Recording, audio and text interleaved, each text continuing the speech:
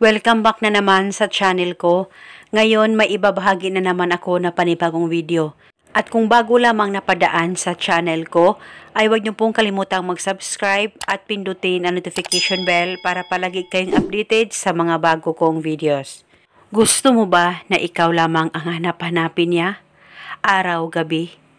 Yung para bang mababaliw talaga siya hanggat hindi kanya nakikita o nakakausap kahit sa cellphone man lang kung malayo kayo sa isa't isa. At bawat minuto, ikaw lamang ang hanap-hanapin niya. Kaya kung gusto mo na maging ganito ang partner mo sa'yo, ay gawin mo itong ritual na ibabahagi ko sa inyo ngayon.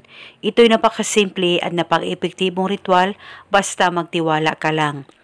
Ang gagawin mo lamang bago ka matulog, kumuha ka ng isang butil na bawang.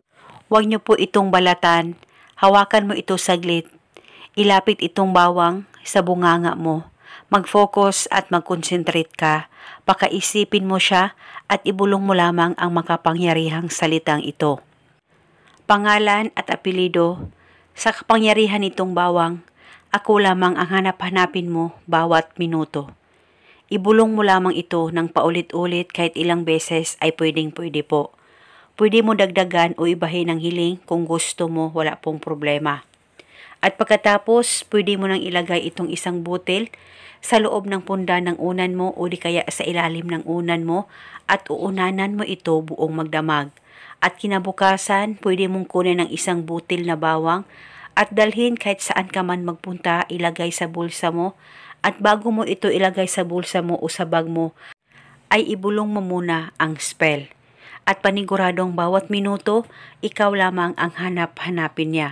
Basta bulungan mo lamang itong isang butil na bawang araw-araw sa kahit na anong oras na gusto mo. At kung gusto mo nang ihinto ang ritual, ay itapon mo lamang itong isang butil na bawang. At kung kayo ay may katanungan, mag-comment lang po kayo sa baba. Maraming salamat po sa panunood. May God bless us all.